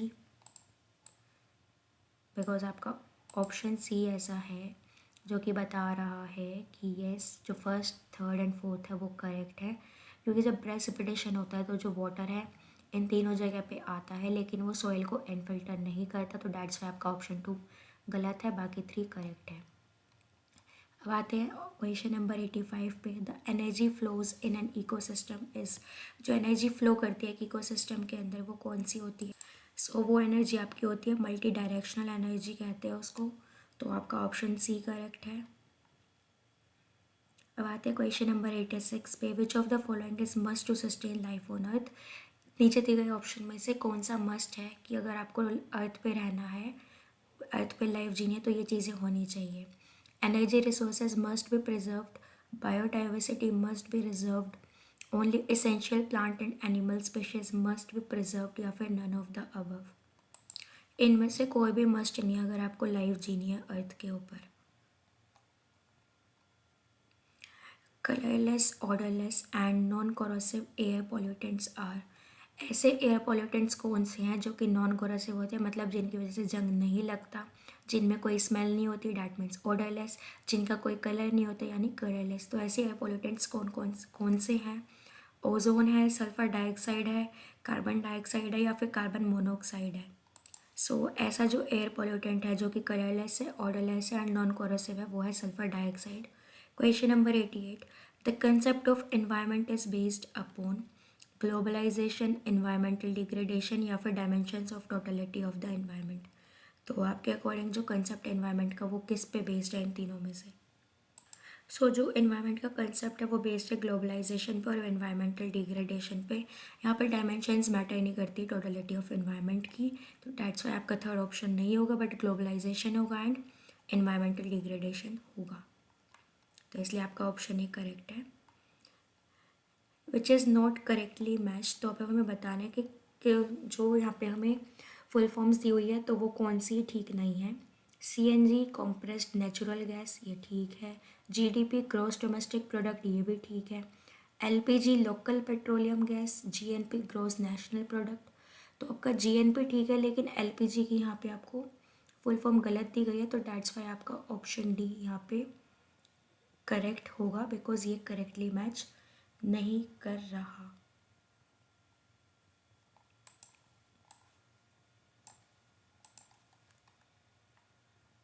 अब आते हैं नेक्स्ट क्वेश्चन पे। Question number 90। Which of the following cause damage to blood, किसकी वजह से डैमेज होता है ब्लड को? आयरन, लेड, कैल्शियम, या फिर आर्सेनिक। सो यहाँ पे आपका करेक्ट आंसर है आर्सेनिक। तो आर्सेनिक ऐसा एक प्रोडक्ट है जिसकी वजह से आपके ब्लड को डैमेज होता है, या फिर ये भी कोई ना कोई ऐसा पदार्थ है जिसकी वजह से ब्लड को डैमेज होता है। जैसे आयरन एक पदार्थ है, लेड भी है, कैल्शियम भी है, वैसे ही एक आर्सेनिक होता है, तो इसकी वजह से ब्लड को डैमेज पहुंचता है आपके। Why the ozone is necessary, ozone layer हमारे लिए नेसेसरी क्यों है? It acts as a shield that absorbs biologically dangerous UV radiations, it acts as a chemical reactant, it is easily confined with CFCs, all of the above. So यहाँ पे हमारा correct answer है option A, it acts as a shield that absorbs biologically dangerous UV radiations. Ozone layer हमारे लिए इसलिए necessary है because ये हमें हेल्प करती है कि जो सन से UV रेडिएशंस निकल रही है, अल्ट्रा वायलेट रेडिएशंस निकल रही है, ये हमारी बॉडी को ज़्यादा हार्म ना करे, ये काइंड ऑफ शील्ड बना देती है हमारी बॉडी के बाहर, या हम तक इतनी तेज़ी से उन UV रेडिएशंस को पहुँचने नहीं देती। All of the following contribute to pollution except, नीचे दिए गए में से सभी पॉल्यूशन फैलाते हैं एक्सेप्ट एक के, तो वो क्या है? Thermal power plant, automobiles, hydro electric power plant या फिर nuclear power plant. Hydro electric power plant अब तक का ऐसा पावर प्लांट है जिसकी वजह से पोल्यूशन नहीं होता। बाकी यहाँ पे जितने भी तीनों प्लांट्स के बारे में बताया गया है इन सबसे पोल्यूशन फैलता है। इन अ फूड चेन हार्बिवोर्स आर, एक फूड चेन के अंदर जो हार्बिवोर्स होते हैं वो क्या होते हैं? Primary consumers, primary producers, secondary consumers या फिर डिकम्पोजर्स। सो यहाँ पे हमारा करेक्ट आंसर होगा ऑप्शन ए, प्राइमरी कंज्यूमर्स। जो हार्बिवोर्स होते हैं फूड चेन के अंदर वो होते हैं primary consumers. BOD stands for, BOD किसके लिए स्टैंड करता है? इसकी फुल फॉर्म क्या है? Biochemical oxygen demand, biotic oxygen dropping, biochemical oxygen dressing या फिर कोई भी नहीं। सो यहाँ पे आपका करेक्ट आंसर है बायोकेमिकल ऑक्सीजन डिमांड। ये याद कर लेना, बीओडी की फुल फॉर्म है बायोकेमिकल ऑक्सीजन डिमांड। नेक्स्ट आता है question number 95, fresh water needed for humans, animals and plants is only provided by, जो फ्रेश वाटर हमारे ह्यूमंस को मिलता है या ज़रूरी है या एनिमल्स के लिए ज़रूरी है या प्लांट्स के लिए ज़रूरी है, वो किसकी वजह से हमें मिलता है? रेन की वजह से, ओशंस की वजह से, प्रेसिपिटेशन के थ्रू या फिर ग्राउंड वाटर। तो हमें फ्रेश वाटर प्रोवाइड करती है रेन, तो डैट्स वाई आपका ऑप्शन ए करेक्ट है। क्योंकि यहाँ पे बात हो रही है एनिमल्स की भी एंड प्लांट्स की भी। अगर सिर्फ ह्यूमंस की बात करते तो हम यहाँ पे ग्राउंड वाटर भी बोल सकते थे। अब आता है question number 96, water is most common and most important chemical compounds for living organisms as, water एक मोस्ट कॉमन और मोस्ट इम्पॉर्टेंट केमिकल कंपाउंड है लिविंग ऑर्गेनिजम्स के लिए, क्योंकि the life has been originated in the waters of ocean, जो life है वो originate हुई है ओशंस के वाटर की वजह से। It makes a large proportion of the animal tissues, जो ये केमिकल कंपाउंड है लिविंग ऑर्गेनिजम्स के, ये लार्ज प्रपोर्शंस बनाते हैं एनिमल टिश्यूज़ के, या फिर इनके पास वैलेंसी है +4 एंड +3 की। तो हमारे पास ऑप्शन है कि पहले दो ही करेक्ट है, या सिर्फ सेकंड करेक्ट है, या बस थर्ड करेक्ट है, या इनमें से कोई भी करेक्ट नहीं है। सो यहाँ पे हमारा करेक्ट आंसर है only first and second are correct. जो मोस्ट कॉमन और मोस्ट इंपॉर्टेंट केमिकल कंपाउंड है लिविंग ऑर्गेनिजम्स के लिए वाटर के अंदर, वो है कि जो लाइफ है वो ओरिजिनेट हुई है ओशंस के अंदर, वाटर के अंदर, ठीक है। और ये लार्ज प्रपोर्शन बनाती है एनिमल टिश्यूज़ का, बिकॉज ओशन के अंदर आपको बहुत सारी मछलियाँ मिल जाएंगी एंड वहाँ पे फिर एनिमल टिश्यूज़ भी बन जाते हैं, बिकॉज मछलियाँ एनिमल्स के अंदर ही काउंट होती हैं अगर देखा जाए तो। In particular, humans had been injecting enormous quantities of ozone destroying substances into atmosphere, especially a class of chemical known as, अगर particularly देखा जाए जो humans हैं तो वो ओजोन डिस्ट्रॉइंग सब्सटेंसेस इंजेक्ट करते हैं एटमॉस्फेयर के अंदर, मतलब वो ऐसी गैसेस छोड़ रहे हैं जिसकी वजह से ओजोन के अंदर छेद होता जा रहा है या ओजोन लेयर का डिप्लेशन हो रहा है। और स्पेशली उस क्लास ऑफ केमिकल को हम क्या कहते हैं? तो एरोसोल स्प्रे, क्लोरोफ्लोरोकार्बन्स, फ्रीओन्स या फिर रेडियो न्यूक्लाइड्स, तो ऐसी वो कौन सी है क्लास ऑफ केमिकल? सो यहाँ पे हमारा करेक्ट आंसर होगा ऑप्शन बी, क्लोरोफ्लोरोकार्बन्स, बिकॉज ये हर एक पर्सन यूज़ करे, सभी के घरों में लाइट्स आती हैं तो उनसे क्लोरोफ्लोरोकार्बन रिलीज होती है, जो कि सबसे ज़्यादा अमाउंट में ओजोन को डिस्ट्रॉय करने में तुला हुआ है। Which statement is true? Magneto ने बनाया है hydrodynamic generators convert solar radiations into electricity. Coal can be converted to gaseous, liquid or low sulfur, low ash solid fuels. Sunlight depends on photosensitive layer, या फिर कोई भी नहीं। जो magneto hydrodynamic generators है, क्या वो कन्वर्ट करते हैं सोलर रेडिएशन को इलेक्ट्रिसिटी में? जो कोल है क्या हम उसको कन्वर्ट कर सकते हैं गैसेस में, लिक्विड्स में, लो सल्फर में या फिर लो एश फ्यूल्स में? जो सनलाइट है वो डिपेंड करती है फोटो सेंसिटिव लेयर पे, तो बताओ इनमें से कौन सा ट्रू है? सो यहाँ पे हमारा बी पार्ट ट्रू है। जो कोल है उसको हम कन्वर्ट कर सकते हैं गैसियस फॉर्म में भी, लिक्विड फॉर्म में भी, हम इसको लो सल्फर में भी बना सकते हैं या फिर एश सॉलिड फ्यूल में भी कन्वर्ट कर सकते हैं कोल को, तो डैट्स वाई हमारा बी पार्ट करेक्ट है। अब आते हैं हमारे लास्ट दो क्वेश्चंस, तो let's see. The term ecosystem was coined bye, ecosystem जो टर्म है वो किसने दी थी? एजी टैंसली ने, पॉल आर्लच ने, रैशल कार्सन ने या फिर डीएच मेडोज ने? ये टर्म दी थी एजी टैंसली ने, तो ये याद रखना कि ecosystem was coined by A G Tansley. Last question of this video, lead is mainly come from, जो लेड है वो कहाँ से आता है, वहीक्यूलर पॉल्यूशन से, वाटर पॉल्यूशन से, इंक्रीजिंग ऑफ पॉपुलेशन की वजह से, या फिर सभी की वजह से। सो यहाँ पे हमारा करेक्ट आंसर है ऑप्शन ए, वहीकुलर पोल्यूशन। जो लेड है ये मेनली आता है व्हीकल से, जो पोल्यूशन होता है उसकी वजह से। सो होपफुली आपको सारे क्वेश्चन समझ आए होंगे। So thank you for watching our video. Hopefully आपके लिए ये हेल्पफुल थी, and best of luck everyone. My best wishes are with you. So best of luck, आपका पेपर अच्छा जाएगा, सीटेट में आप पास हो जाओगे। एंड जल्द से जल्द बेल आइकन को प्रेस कर दो, सब्सक्रिप्शन बटन को दबा दो, एंड वीडियो को शेयर करते रहो अगर पसंद आई है तो। एंड अपने फ्रेंड्स को भी बताओ कि यहाँ पे मोस्ट इंपॉर्टेंट क्वेश्चन है सीटेट के लिए, जो कि बहुत हेल्पफुल रहेंगे आने वाले पेपर में। So thank you, and video को सब्सक्राइब कर देना प्लीज़। बाकी thank you for watching it, bye bye.